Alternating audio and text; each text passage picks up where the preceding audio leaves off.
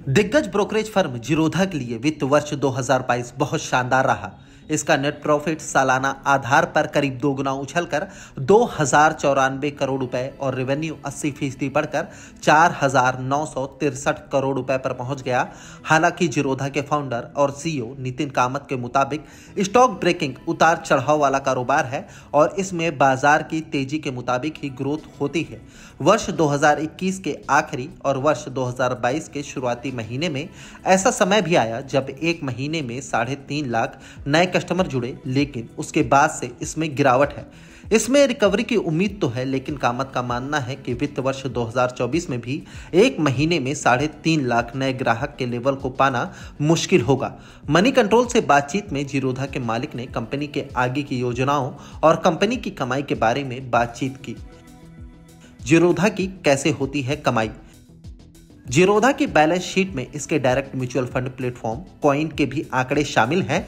हालांकि कॉइन से जीरोधा को सिर्फ इनडायरेक्ट रेवेन्यू हासिल होता है, क्योंकि इसमें सालाना 300 रुपए का मेंटेनेंस चार्ज ही कंपनी को मिलता है। वहीं यह चार्ज भी सिर्फ एक्टिव यूजर्स से लिया जाता है। जीरोधा का 70 से 75% रेवेन्यू एक्टिव ट्रेडर्स से आता है, जिनसे कंपनी प्रति ट्रेड 20 रुपए लेती है। शेयरों में निवेश पर कंपनी कोई चार्ज नहीं वसूलती है। इसके अलावा कंपनी खाता खुलवाने और मेंटेनेंस के लिए जो चार्ज वसूलती है, उसका रेवेन्यू में करीब 7% हिस्सा है। कॉइन को लेकर क्या है कंपनी की योजना? जीरोधा के म्यूचुअल फंड प्लेटफॉर्म कॉइन करीब 33,000 करोड़ रुपए का फंड मैनेज करती है, यानी इसका asset under management AUM 33,000 crore रुपए है। हालांकि कंपनी ने इसे भी मोनिटाइज नहीं किया है। पिछले साल जुलाई में सेबी ने नियम बना दिया कि स्टॉक और म्यूचुअल फंड्स के लिए अलग अलग पैसे रखने होंगे, जबकि पहले ट्रेडिंग अकाउंट में रखे पैसों से चाहे शेयर खरीदें या म्यूचुअल फंड कोई दिक्कत नहीं होती थी।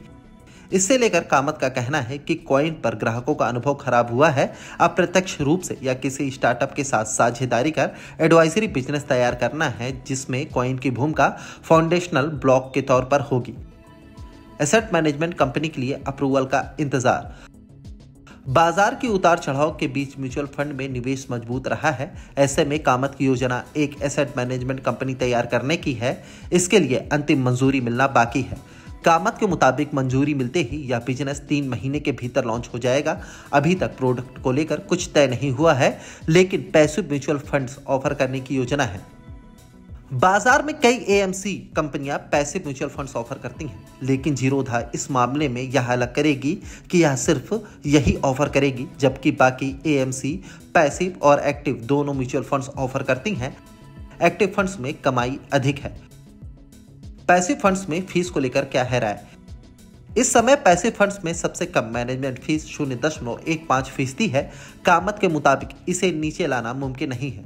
कामत ने इसे एक्सप्लेन किया कि अगर मान लेते हैं कि 1 लाख करोड़ रुपए का AUM हासिल हो जाता है, तो इस पर 0.15% के हिसाब से सिर्फ 150 करोड़ रुपए का रेवेन्यू बनेगा।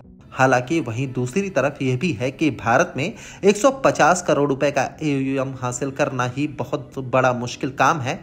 ऐसे में कामत के मुताबिक बाजार की मौजूदा स्थिति को देखते हुए इस फीस को कम करना बहुत मुश्किल है। 2 से 3 हफ्ते में पेंशन फंड लॉन्च करने की तैयारी। जीरोधा के national pension scheme fund operate करने के लिए ग्रीन सिग्नल मिल चुका है। अब कामत की योजना इसे अगले 2 से 3 हफ्ते के भीतर लाइव करने की है। कामत के मुताबिक NPS की सबसे अच्छी बात यह है कि इसमें लॉक इन पीरियड होता है।